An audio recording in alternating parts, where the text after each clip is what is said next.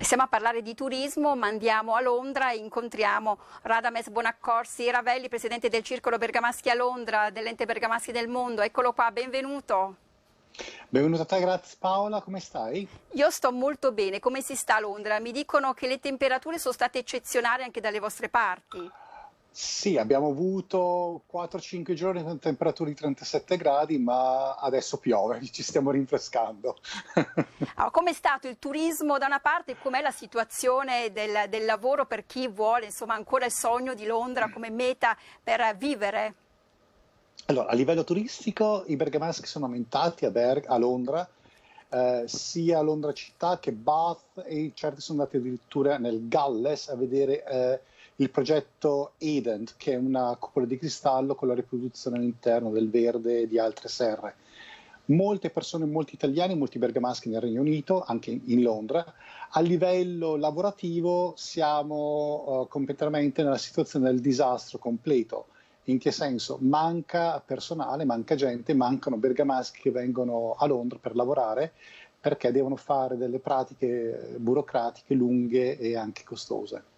Spesso e volentieri proprio l'Ente Bergamaschi del Mondo, il Circolo Bergamaschi a Londra è stato davvero un vivaio importante per quei giovani che volevano insomma recarsi a Londra per lavoro. In questa fase quindi arrivano poche richieste e sono difficili in qualche modo da accontentare.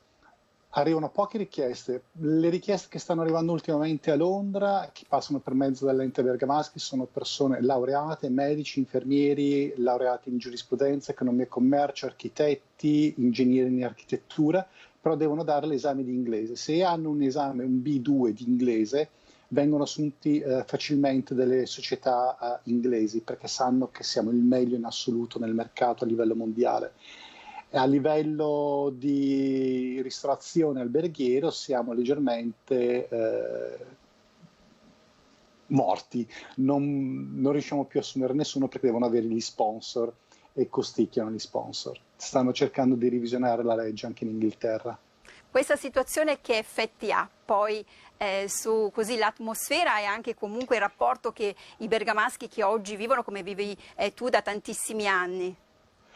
Allora, io vivo a Londra da 25 anni, sto vivendo la Brexit negli ultimi 6 anni. La cosa brutta è vedere non dare più la possibilità agli italiani, ai ragazzi che veramente volevano fare uno sbalzo, cambiare un futuro, avere un futuro, poter venire a Londra e avere un'opportunità.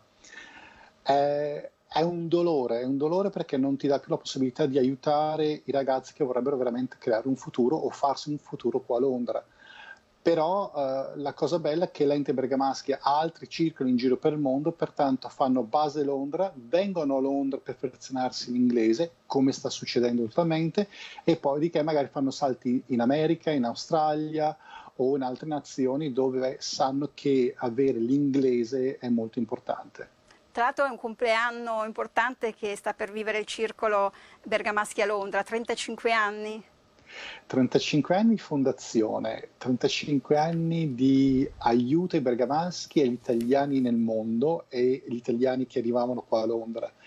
È un traguardo fantastico di cui il commentatore Carlo Personeni, perché non siamo l'unico circolo che quest'anno compie gli anni, c'è San Gallo 30 anni, ce n'è un altro che fa i 40, noi 35 e un altro che ne fa 40 anche lui, che non mi ricordo più quale sia. Ha promesso un aiuto economico perché sa che sono dei momenti molto particolari e i circoli hanno dato tantissimo, stanno ancora dando tantissimo ai bergamaschi che vanno all'estero ad aiutarli sia nelle pratiche legali a livello sociale e in particolare ha aiutato moltissimo durante il periodo del Covid che ha colpito tutti quanti. Grazie a Radames Bonaccorsi Ravelli e un saluto a Londra. Ciao, grazie, spero di vederti a Londra per il 6 novembre. Va bene, ci organizziamo.